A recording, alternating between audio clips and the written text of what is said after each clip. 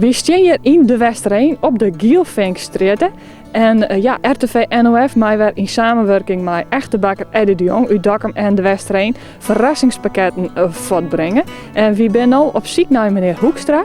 Die is opgejoend door zijn 2 dochters. Dus ja, wie hoop je dat we hem verrassen kennen? Nou, ik zal het paardje even oprennen. Ik zal de bel al heen. Dus we zullen even een beziekje. Meneer Hoekstra. Daar weer er al. Goeie. Ah, goeie. Meneer Hoekstra. Ja, maar ik moet onder. Ja. Ja?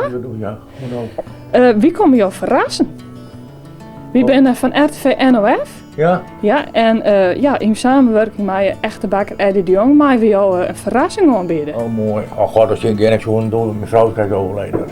Dat hien we ja. Hier mij er alleen in komen. Ja? Ja, ik heb het. Nou, dan komen we even verder. Ja, je bent opjong, toch een peer voor dit verrassingspakket. Heb je enig idee terug waar?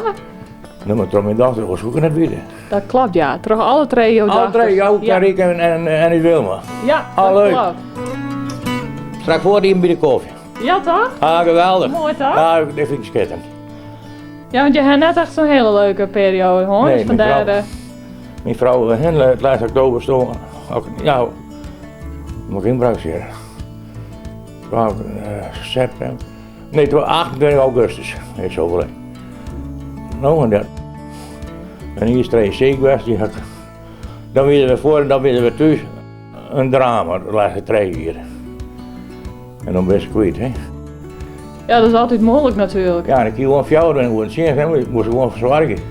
Maar dat had ik wel plezier niet. Maar ja, nog valt hij in gehad. En de mensen, dat is daar, dat is het meeste. Nee, ik vind dit vind ik schitterend mooi. Dit Dus, ja, toch? ja, dit vind ik brek, hè. Komt even in oren sfeer en ik vind het schitterend. Verrassend.